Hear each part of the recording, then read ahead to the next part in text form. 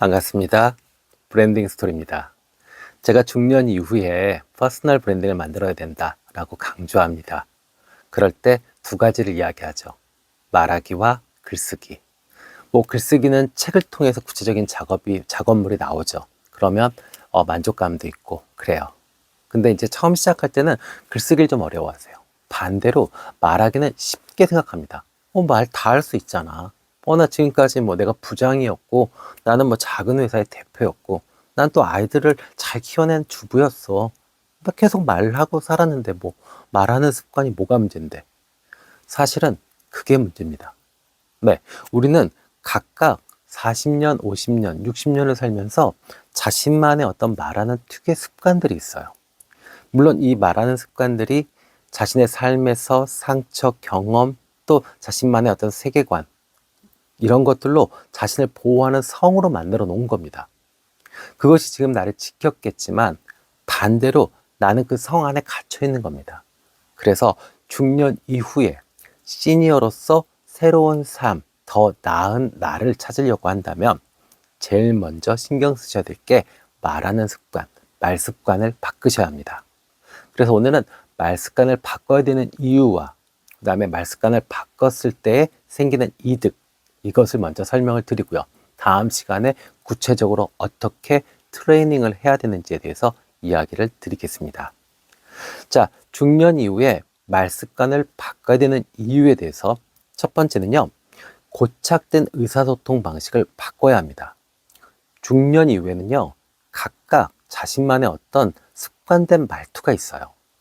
그래서 이 말투는 사실은 예측이 가능하게 돼요. 그래서 아이들이 많이들 느끼죠. 아빠 말 시작했네. 결론은 이걸로 나겠네. 그러면 아이들이 집중을 안 합니다. 그러면 의사소통이 안 돼요. 관계도 소원해지죠. 멀어지게 되죠. 그래서 결국 이 고정된 틀, 그 다음에 권위주의적 태도, 그 다음에 또 반대로 너무 조심스러운 태도 등은 새로운 관계 형성, 또 기존에 이 관계가 있더라도 이것을 더 깊이 있고 또 의미 있는 관계로 끌고 나가기가 어려워집니다. 대부분의 사람들은 자신의 말투를 인지하지 못해요. 나쁜 말투, 말 습관, 그죠? 이것들을 인지하셔야 됩니다. 내가 또 정해진 결론으로 또 답답한 이야기를 하고 있구나. 이걸 인지하시면 고쳐져요. 근데 대부분 인지하지 못하세요. 나 이렇게 잘 살았는데 이 나이에 대해서 말투까지 고쳐야 돼? 고치셔야 됩니다. 더 행복해지시고 더 성장하고 더 재밌게 사시려면요. 성장이고 나발이고 다 필요 없이 나 그냥 행복하고 재밌게라도 살아야 될 거 아니에요. 그러려면 말투 바꾸시면 훨씬 더 재밌게 살 수 있습니다. 아셨죠? 네. 자, 두 번째는요. 세대 간의 소통의 격차를 해소할 수 있습니다. 일반적으로 젊은 시절에는요. 간결하고 친근한 소통을 좋아합니다. 우리도 젊을 때 그랬어요. 막 길게 얘기하고 막 꼰대들이 막 이러면은 우리 때는 운동권 시대니까 막 화염병도 던지고 막 그죠? 예, 멱살 잡고 막 더 했죠. 요즘 친구들보다. 네. 근데 나이를 먹으면 사람들이 어떻게 되냐면 자신의 어떤 경험을 강조하게 되고 자꾸 라떼 얘기를 합니다. 그러면 어떻게 돼요? 설명을 길게 하게 돼요. 예, 재미도 없는 거를. 그죠? 그렇게 되면 어떻게 돼요? 결국 이 아랫세대, 자녀, 후배, 직원들의 이 진심을 알아들을 수 있는 시간을 뺏깁니다. 그리고 그 사람들이 이야기하고 싶어하는 핵심도 놓치게 되죠. 그리고 정말 개인적으로 안타까운 건 이거죠. 우리가 죽을 때까지, 관뚜껑 닫을 때까지 우리는 사실 배울 수 있어요. 계속 배우는 겁니다. 지금 AI 혁명이니 빅데이터 혁명이니 이런 거 너무너무 막 하루가 다르게 바뀌고 있어요. 근데 젊은 친구들 이런 거 너무 자연스럽겠습니다. 근데 이제 그런 친구들이 예를 들어서 나보다 직급이 낮다거나 아니면 자식 중에도 공부는 못하는 게 그런 건 잘하네? 이렇게 생각하시면 안 돼요. 그냥 편안하게 내가 만약에 그런 것들이 배우고 싶고 관심이 있다면 직급이 나보다 낮든 우리 아들이 공부를 못하든 게임만 하든 야, 그 챗 GPT 어떻게 쓰는 거야? 아빠 좀 가르쳐줘. 이러면서 이야기를 하셔야 돼요. 그죠? 근데 이렇게 자꾸 이 권위주의적인 말투를 쓰게 되면 이런 기회가 사라지게 되죠. 그래서 이 권위주의적인 말투, 그 다음에 이 길게 설명하는 라떼 스타일의 말습관, 이거 고치시면 분명히 세대 간의 소통이 원활해지고 그 격차가 줄어들 수 있습니다. 자, 그 다음에 또 있죠. 세 번째, 비효율적인 전달 방식이 개선됩니다. 불필요하게 길게 또 모호하게 얘기하는 경우들이 있어요. 나이를 먹는 사람들 이게 문제입니다. 네, 어느 때는 너무 완고하게 자기 주장을 이야기해요. 말도 안 되게 막 감정 섞어가지고 막 폭발합니다. 또 어느 때는 정작 결정을 내려야 될 순간에는 이 경험이 있어요.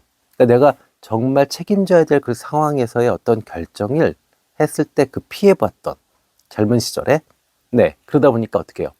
나도 모르게 자기 방어를 합니다. 말을 길게 합니다. 불필요한 얘기하고 모호하게 표현합니다. 산은 산이고 물은 물이고 갑자기 성철 스님 됐어요. 큰일 납니다. 이러면 상대방의 집중력도 떨어지게 되고요. 그 다음에 메시지 전달력도 약화되죠. 더 큰 문제는 뭐냐면 나에 대한, 화자에 대한 신뢰감이 전달이 안 돼요. 신뢰감이 떨어지게 됩니다. 그러면 어떻게 돼요? 관계도 나빠지고 성과도 나빠집니다. 그래서 꼭 기억하셔야 됩니다. 내가 말을 길게 하거나 모호하게 한다면 내가 그 사실을 모르거나 아니면 알더라도 사기치는 것이다라고 본인이 인식하셔야 돼요. 그래서 가급적이면 메시지를 짧고 부드럽게 내셔야 돼요. 아셨죠? 자꾸 길게 불필요하게 막 이야기하고 딴소리하고 그 다음에 어느 때는 감정적으로 폭발하고 이러지 마시고요. 아셨죠? 네, 그래서 짧고 부드럽게 이야기하는 것이 메시지 전달도 좋고 또 신뢰감을 줄 수 있다. 나도 모르게 길게 이야기하고 모호하게 이야기하는 것은 오히려 내가 모르거나 아니면 알더라도 상대한테 사기치는 것이 될 수 있다. 이걸 인식하시길 부탁드립니다. 자, 그 다음에 또 이 사회관계 유지와 확장에 도움이 되죠.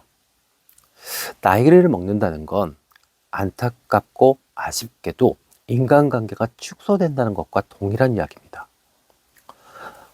먹고 사는 문제, 또 가족 문제 이런 거에 시달리다 보면 어느 순간에 친구들도 사라지게 되고 또 지역사회 모임 같은 것도 줄게 됩니다.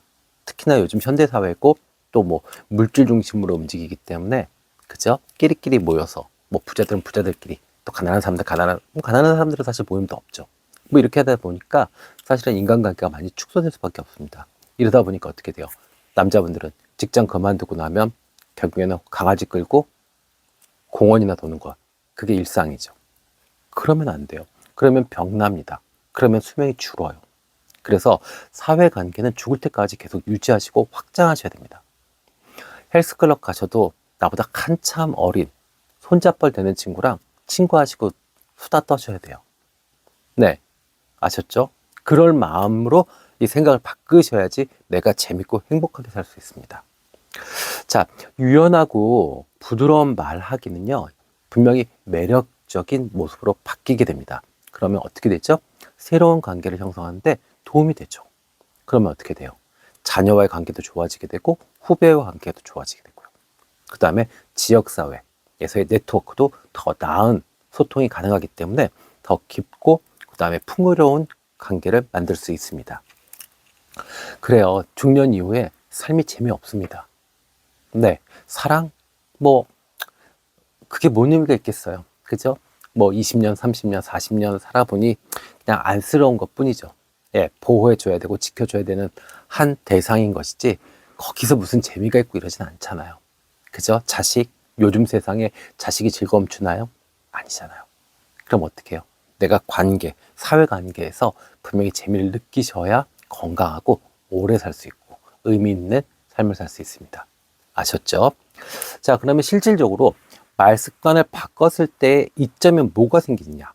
네, 이것은 6가지 정도로 우리가 정리할 수 있습니다.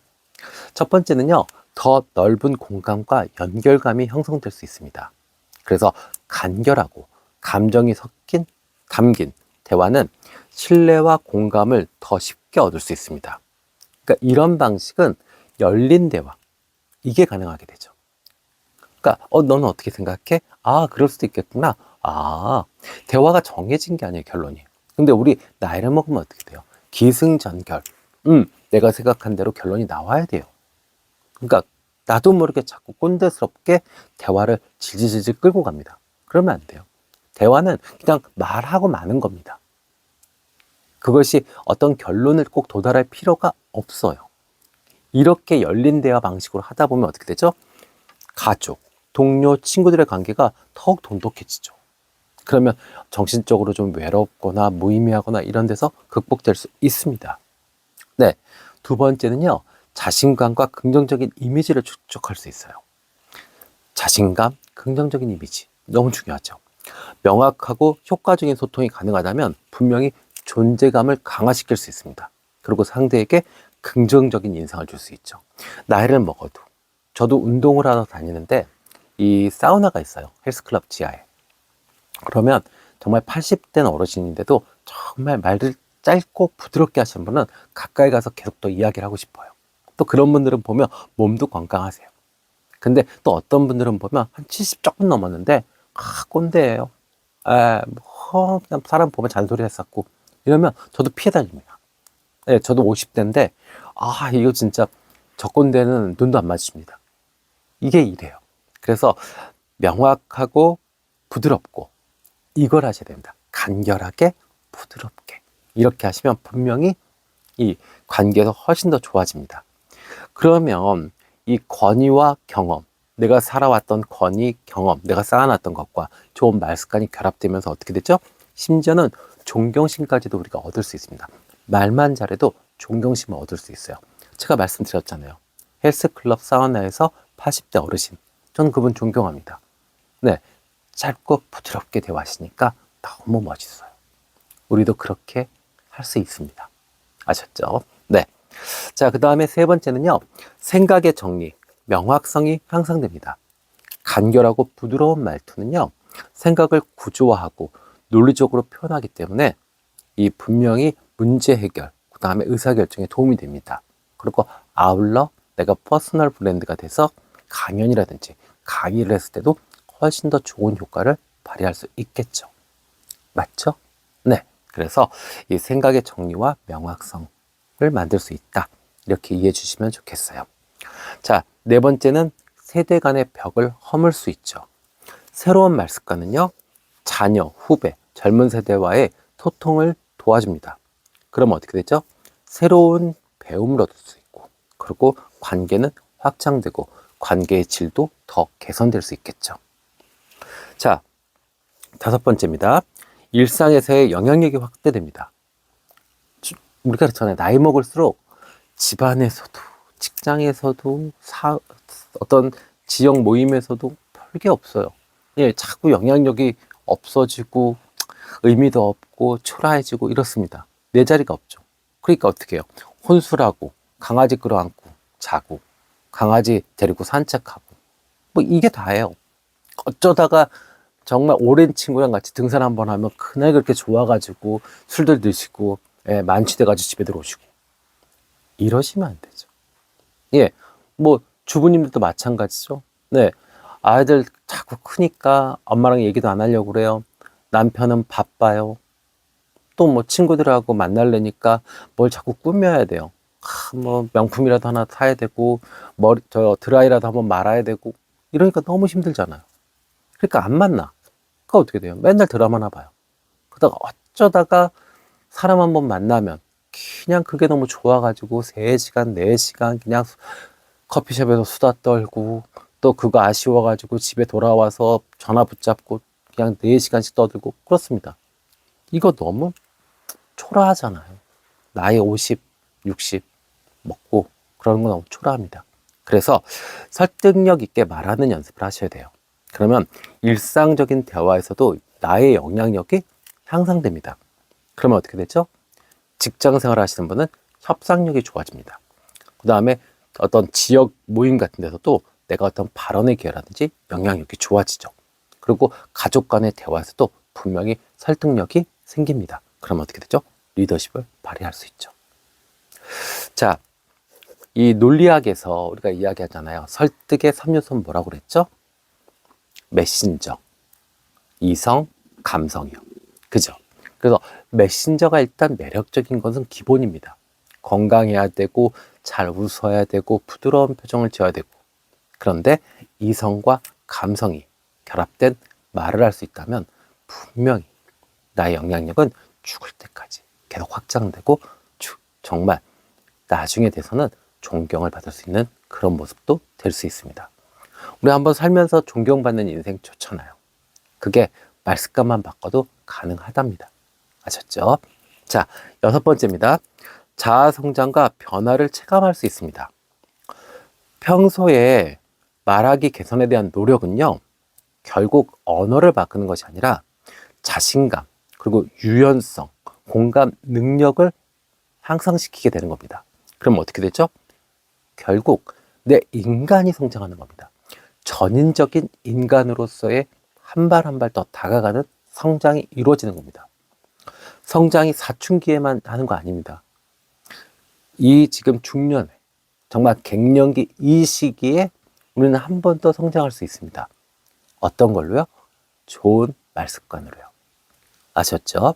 그래서 오늘은 이 중년 이후에 우리가 가지고 있는 말습관, 이것을 개선해야 될 이유, 그 다음에 개선한 이후에 우리가 어떻게 좋아지는지에 대해서 이야기를 했습니다.